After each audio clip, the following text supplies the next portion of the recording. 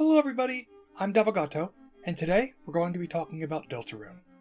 This theory contains spoilers for chapters 1 to 4, and possibly beyond. If you haven't played chapters 1 to 4, or this is at a point in the future where chapter 5 and further are out, please click away if you're worried about spoilers. That being said, everything in this video may be rendered inaccurate or completely flat out wrong if we get more information from chapter 5 onward. Let's get started. The Roaring Knight. Let's say for a second that they are, in fact, December Holiday. Great, but what if they're not? What if the knight is actually someone else we completely mistook? What if the knight is Azriel? But what if it's not just Azriel? There are some interesting comparisons we can make between Undertale's Azriel fights and Deltarune's Roaring Knight fights. They both share some similarities when you look at Azriel's hyperform and the Roaring Knight's actual design: shoulder pads, large horns, and a slim, emaciated body. They also both share a similar core in the center of their being. But the similarities don't end there. Both have a full screen attack with them at the center, use multitudes of star-based attacks in combat. Azriel has this strange heart-like sphere, and the knight has this strange roaring concept in their chest. Even their battle backgrounds are similar. During the Roaring Knight fight, after the battle rages on for a bit, the fountain in the background starts to glow rainbow colors, much like Azriel's RGB motif. They also both leave after images behind them when they move about the battlefield. If it really is Azriel and Deltarune, that would make a lot of sense. If the rabbit and ribbit theory is true, and the lost girl and crying boy relate to Des and Azriel, then perhaps Azriel's grief is the actual source of the tears the knight cries, including the roaring. Maybe it's a cry of despair, loss for a loved one who cannot be found. A lot of this evidence you may have heard before, including when you slow the knight's noises down, you get something that sounds a little bit like Azriel's speech noises. They both also have holes in their appendages, but that's not just what this video is about. If we assume Azriel is the knight, why does he look like that? I have a theory. Let's entertain the idea that perhaps the Roaring Knight isn't just Azriel alone, but Azriel in the suit of armor of one of Des's items, acting as a Darkner. Maybe a baseball, maybe a bat, maybe a jacket. That Darkner becomes a suit of armor. Maybe, just maybe, it would explain a few things, some things that don't add up.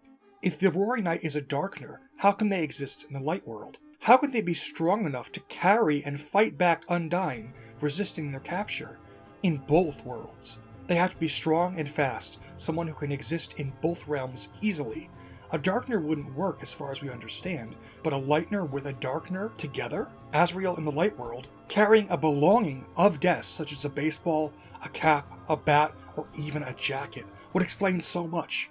And the reason I'm fixated on the jacket idea, Noelle mentions that Des dried her tears with Azriel's jacket. I like to think of this line as meaning that Des was wearing Azriel's jacket and Azriel was wearing Des's jacket. They swapped clothing, like most couples do. If Des and Azriel were in fact in a relationship, that would explain a lot of things such as why their clothing or items are in each other's household. For a moment, let's just assume that the jacket is the item of clothing being worn by Azriel in the light world. When he enters the dark world, it manifests into a Darkner, which becomes a suit of armor. This would explain why the knight can shapeshift and change appearance. If Des is truly connected to the darkness, or is missing or lost, maybe the jacket is a Darkner that represents the sorrows, and also was beloved by Des. If the Darkner is a jacket that was swapped, it would suffer the pain of also being abandoned by Des because she's missing. It would just be as painful for the jacket Darkner as it would be for Azriel. Furthermore, if the jacket takes on the parts of a Lightner that matches it, that would explain the knight's appearance being like December Holiday, especially if it's someone wearing the jacket who was close to Des. If we keep going with this train of thought even further, this would explain a few things that are oddities inside the game. Why isn't Toriel allowed to wake up? And why is she having a nightmare if you win? Maybe because Chris and Azriel are fighting. It would explain the mirrored poses, all the actions Chris does that the knight seems to do also, such as pointing, the poses, and the behavior. It would explain their strange connection and maybe why they're working together. If Azriel came home from college early to help find Des, maybe Toriel can't wake up because then she'd find out her son is home. Maybe she herself has Dark World powers. Maybe they all struck a deal with Gaster, Carol, Chris, and Azriel to find Des. Maybe love finds its way to the girl can refer to Azriel finding Des. Although I'm sure this can apply to Noelle or Susie in other routes, I wonder if the idea of Des being found through love from Azriel is explaining the knight's behavior. Also, Azriel, as noted by Tenna, stopped playing the green Yoshi-looking creature in Smash Bros.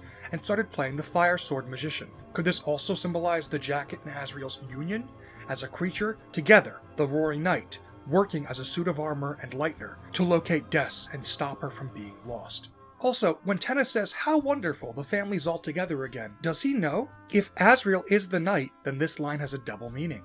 Asgore's not in the picture, but the household for a long time has been Toriel, Chris, and Azriel. If Azriel's right behind Tenna in this shot, does that mean that family's all together again? Is literal? Is Azriel crying because they miss Chris as well? Perhaps this is their first meeting after Azriel's been at college for a long time. And if Des's jacket is made of darkness in some way or been corrupted by the dark or the dark worlds, maybe it allows Azriel or whoever wields the jacket to shapeshift and change. Maybe it's not quite as cut and dry as Azriel plus jacket equals Roaring Knight. Maybe there's some Gastery shenanigans or Dark World stuff going on. But I love the idea of something like the jacket, or the baseball bat, or the baseball, being an item that is used as a closeness of Des to alter the form of a lightner. Although I can't confirm or deny anything, because Chapter 5 does not exist, I think it's interesting to note that, for this example, let's say that the jacket missing inside of Des's closet is the one she was wearing the day she went missing. And let's say the small shirt from Azriel is an old hand-me-down that they swapped at a younger age. She was wearing Azriel's jacket. In this illustration, I'm going to use a varsity jacket and one of the jackets from Des's closet. Maybe the day before she disappeared, Des and Azriel swapped jackets, as they often did because they were in a relationship. Maybe Des's jacket is all Azriel has left to remember her by. And maybe, in the Dark World, Des has Azriel's jacket. There's a lot of interesting things about clothes in Deltarune. You could wear whatever you want, says Chris's closet. But Chris and Susie abandoned their church clothes, and then it says the clothes have returned to the earth. Perhaps it's symbolic or alluding to Des's clothes and Azriel's clothes being swapped and returning to the earth, as in, is she buried under the forest? Has Azriel's clothes returned to the earth with her?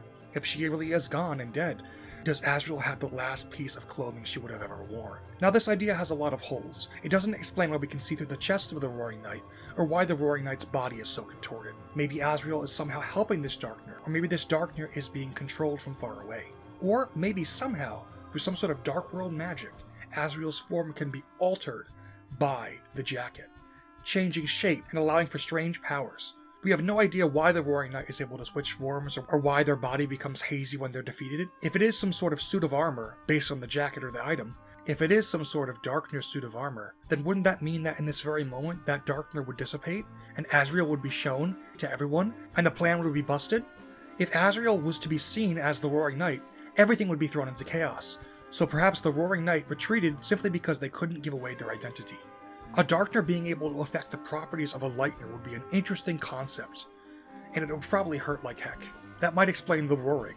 I'd be in immense pain too if I had to wear magic armor that was made of my deceased girlfriend's shirt. And if the Dark World form you take represents the idea of who you are, Chris being a knight, Susie being a strong warrior, what if Azriel, heartbroken by Des's disappearance, becomes an emaciated husk?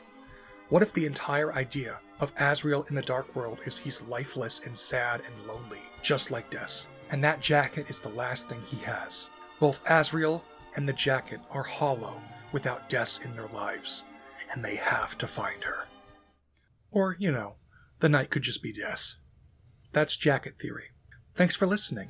Thank you as well to Gizmo for helping me make this video. I'll see you all later.